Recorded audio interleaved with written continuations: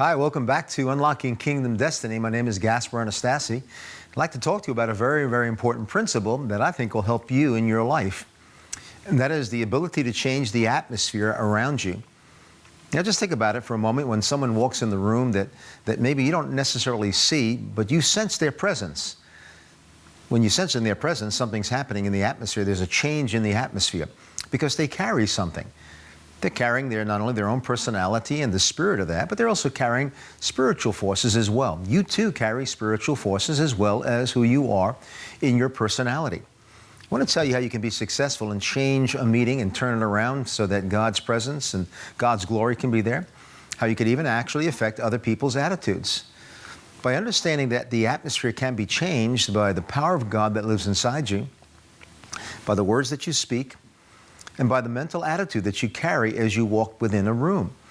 So one of the things you want to do is make sure you prepare your heart to have a very positive attitude, to actually picture in your heart what you want to see happen in that meeting. And also make a decision that you're not going to be affected by the other spiritual forces that are around you that will turn your heart and that spirit life in you in their direction.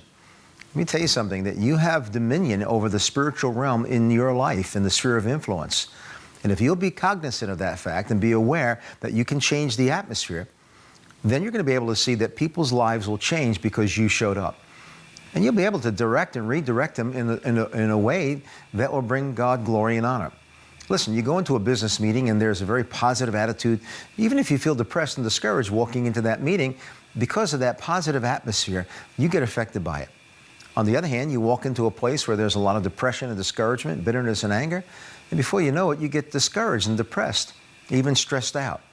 That's because the atmosphere around you will affect you.